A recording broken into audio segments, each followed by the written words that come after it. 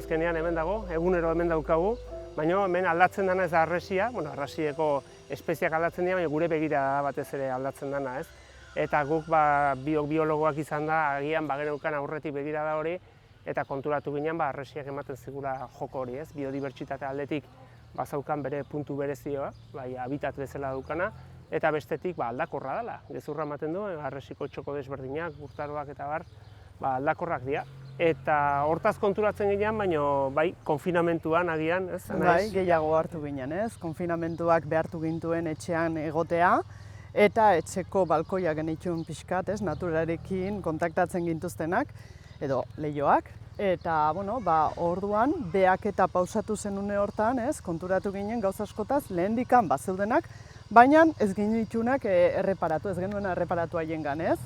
Eta orduan ohartu ginen nola loraketa estanda ezberdinak egoten zian, espezie ezberdinenak, gero etortzen zian lorekin batera polinizatzaile ezberdinak, erlastarrak edo tximeletak, gero gauean azaltzen zen beti bizilagunaren katua, eta bar, ez? Orduan, esan genuen zergatik ez. Kontuan izan behar dugu, hemen dauden espezie bakoitzak bere txoko behar dula, batzuk ezetasun desenteko eremuak behar dituzte, beste batzuei lehorrak egutera gustatzen zaizkie, haize gutxikoak, haize askokoak, loratzen dira naizek aipatu duen bezala batzuk apirilean, beste batzuk udazkenean loratuko dira. Orduan, eremuaren arabera, eguzkiaren orientazioa ere eta mugimenduak aldatu egiten dira, harria geldi dago, baina beste guztian mugimenduan dago. 150 espezie begiratu genituen, listatu genituen, baina kontutan hartuta ere gure behaketak enfokatuak zeudela liburuan kandidato izateko espezie bezala. Orduan, argudiatzen genituen oso txikiak zian espeziak, edo zuhaitz edo zuhaixkarak, edo adibidez, lurrazpian bizi diren horiek, ikusi behartzen nolabait, begibista pixka zorrotuz gero, baina lurra arrotu gabe, edo, solako zailtasunik gabe. Pazientzia behar da, eta batez ere jakin behar dena da lainketak noiz egin eta nola. Urtaro desberdinetan egin behar dira, ordutegi desberdinean, nire kasuan adibidez, anaizen kasuan flora ez da mugitzen horren beste, baina nire kasuan faunaren aldetik ez da gauza bera udaberrian lainketa egitea, neguan egitea, udazken egitea, goizeko 10etan edo eguerdiko ordubietan. Orduan lainketa batzuk egin ditugu, lainketa horietan guk biok behatu duguna dago, baina gero adituen laguntza ere izan dugu, ze kasu batzuetan, ornogaben kasuan, ikaragarrizko aberastasuna dago, eta esan beharra dago ere, egin ditugun lainketa horiez gain, orain egingo bagenu aditu desberdinekin lainketa sakonago bat, areta gehiago atakuliakela, zalantzarik gabe.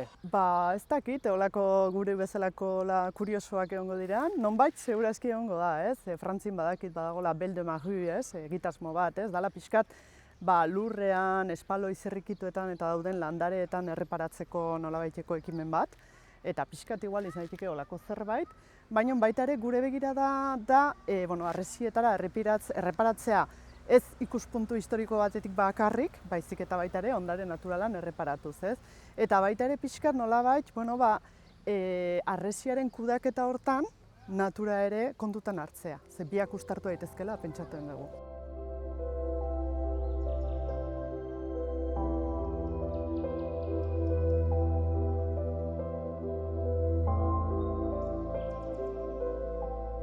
Biodibertsitatea handia dago, askotan ezkutuan dagoela ematen du, esan dezuna oso garrantzitsua da begirada, eskala.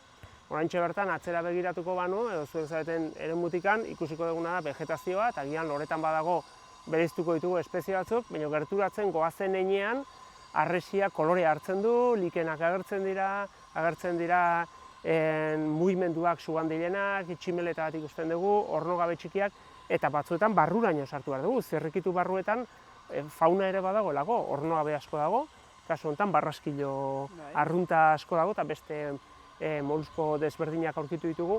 Orduan, bada garaia eta bada ere eskala eta begirada.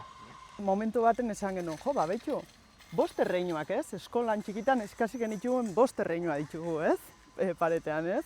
Monera, protista, plantae, ez? Animalia eta fungi, ontxoak, ez? Denak eta denak hemen daude. Aipatzen nuen hezkuntza arloan horiek azaltzen direnean taula batean erakutsi dizkigute eta esan begira hau bakterioa da eta ez dakigu nora jo eta kasu honetan kontuatzen gara mundu mailan sailkapen hori 5 erreinutan egina dagoena paretan bertan daukagula. Dragoitxo arrunta daukagu bertan, 2012an lehenbiziko aldiz aurkitu genuen Irungo trenaren estazio inguruan, Amuten ere aipuren bat, artikulu zientifiko bat atera genuen orduan esanez begira, badator, klima aldaketarekin pixkanaka Mediterraneotik gora joan espezie bat da, naturalki dijoa eta eraberean gizakiak lagundu egiten du, ekartzen dulako, bai edo kamioietan o trenetan esaten da askotan, ez? Eta bagoietan, gertatu zaiguna da, egun 2025ean ikaragarrizko populazioa dagoela. Dragoitxoa bertako espezietzat daukagu, nahiko arrunta da hemen, kumeak daude, kumatu egiten da, negua pasatzen du, espezie bat gehiago da. Orduan, berezia bada, ze dragoitxoak erakusten dugu, azkeneko dragoitxoa duela 40 urte, harresi honetan ez egon, mundua ere aldatzen ari dela eta dragoitxoa horren seinale daukagu. Begiratuz gero liburuko, espezie bakoitzaren fitxa, saiatu dira ez espeziea bakarrik erakusten, baizik eta pixkat espezie horren habitata ere. Igual espezie hau hemen indute, galiuma, baina inguruan jarri dute, loraketa garaian, justo espezie ikusten den toki bat, hola txuri-txuria, bere lore txikiekin edo, hemen, untza nola igotzen den paretan goian zehar.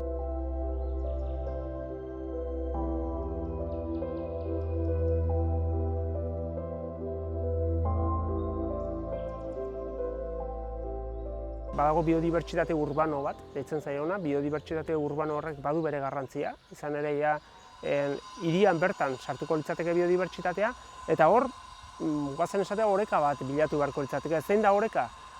Benetan gizakiak erabiltzen ditun guneak behar badute kudeaketa bat, nun belarra moztu beharra dagoen, eta erabiltzeko dagoen, noski, mozteko dago, erabiltzeko, baina badia eremu batzuk nun gizakiak zanpatu ere egiten ez ditunak, eta soilik estetika batengatik edo esaten dugunak garbi mantentze hori, oraindik ez dakigula garbi nundi datorren, baina horregatik egiten dana, ez? Orduan, bada orain giro txiki bat ematen ari dira, mundu mailan ematen ari da, nun aipatzen den bagian estetika izan daitekeela ikusten duguna, ez? Landare horien kolorea, landare horien biodibertsitatea, horiek ekartzen dituzten erleak eta horiek ekartzen duten aberastasuna. Orduan hor, esandakoa aldaketa bat nabari da mundu mailan, eta uste dugu kudeaketa arloan ere kontuan eduki beharko litzatekeela, eta gure kasuan harresirako ere proposamen berdina egiten dugu. Harresia ondarea da, baina harresiko natura ere ondare bat da.